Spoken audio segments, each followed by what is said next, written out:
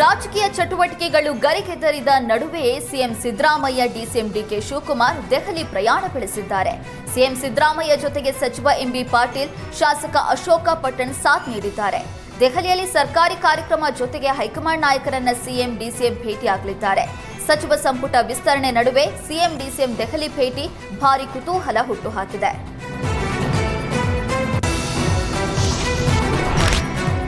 Muslim ನಾಯಕರ ಮೇಲಿನ ಶಿಸ್ತು ಕ್ರಮದ ಬಗ್ಗೆ ರಾಜ್ಯ ಕಾಂಗ್ರೆಸ್ ನಾಯಕರ ಅಪಸ್ವರದ ಬಗ್ಗೆ ಡಿಸಿಎಂ ಡಿಕೆ ಶಿವಕುಮಾರ್ ಮೌನ ಮುರಿದಿದ್ದಾರೆ.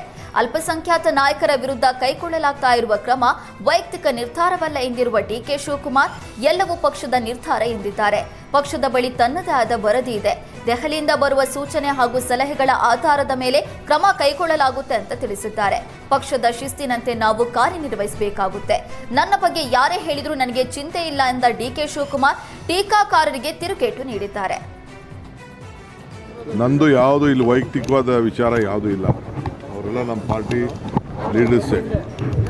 ಪಾರ್ಟಿ ಏನು ಹೇಳ್ತದೆ, ಪಾರ್ಟಿಗೆ ತಂದೆ ಆದಂಥ ವರದಿ ಇದೆ. ಅದ್ರ ಮೇಲೆ ನಾನು ಡೆಲ್ಲಿಯವರು ಏನೇನು ಮಾಡಕ್ಕೆ ನಾವು MLA ಆಗಲಿ MSC ಆಗಲಿ ತೀರ್ಮಾನ ಮಾಡಬೇಕಾದ್ರೆ ಡೆಲ್ಲಿಯವ್ರ ಪರ್ಮಿಷನ್ ಇಲ್ಲದೆ, ಡೆಲ್ಲಿಯವರು ನಮಗೆ ಸೂಚನೆ ಕೊಡದೆ ನಾವೇನು ಹಂಗೆಲ್ಲ ಮಾಡೋಕ್ಕಾಗಲ್ಲ. ಸೊ ನಾವು ಕೆಲವು ಮಾರ್ಗದರ್ಶನದಲ್ಲಿ ನಾವು ಮಾಡಬೇಕಾಗ್ತದೆ. ಎಲ್ಲ ನನ್ನ ಮೇಲೆ ಹೇಳ್ಬೋದು, ಹೇಳಿದ್ರೂ ಚಿಂತೆ ಇಲ್ಲ ನನಗೆ. ಪಕ್ಷ ಶಿಸ್ತಿನಲ್ಲಿ ನಾವೆಲ್ಲ ಸೇರಿ ಕೆಲಸ ಮಾಡಬೇಕು. ಇಡೀ ನಮ್ಮ ಪಾರ್ಟಿ ಇರೋದೇ ಪರಿಶಿಷ್ಟ ಜಾತಿ, ಪರಿಶಿಷ್ಟ ಪಂಗಡ, ಅಲ್ಪಸಂಖ್ಯಾತರು, ಹಿಂದುಳಿದ ವರ್ಗದವರು, ರೈತರು, ಎಲ್ಲ ವರ್ಗಕ್ಕೂ ನ್ಯಾಯ ಕೊಡೋಕ್ಕೆ ಕಾಂಗ್ರೆಸ್ ಪಾರ್ಟಿ ಇರೋದು. ಅಬ್ದುಲ್ ಜಬ್ಬಾರ್ ಅಮಾನತು ಕ್ರಮ ಕಾಂಗ್ರೆಸ್ನಲ್ಲೇ ಅಪಸ್ವರ ಕೇಳಿ ಬಂದಿದೆ. ಸಚಿವ ಸತೀಶ್ ಜಾರಕಿಹೊಳಿಯು ಅಬ್ದುಲ್ ಜಬ್ಬಾರ್ ಅಮಾನತು ಖಂಡಿಸಿದ್ದಾರೆ.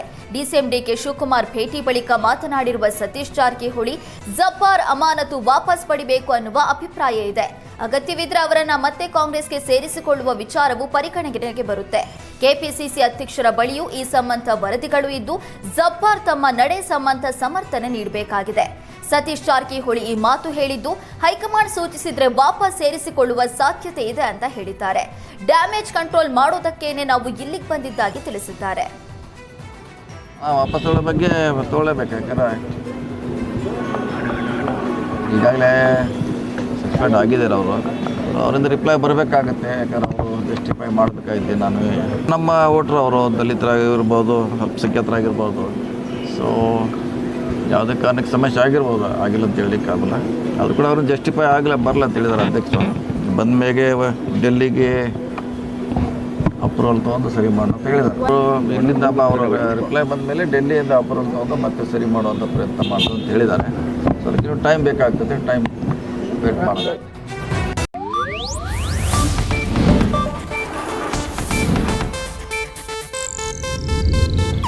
ಇದು ಏಷ್ಯಾನೆಟ್ ನ್ಯೂಸ್ ನೆಟ್ವರ್ಕ್ ಪ್ರಸ್ತುತಿ.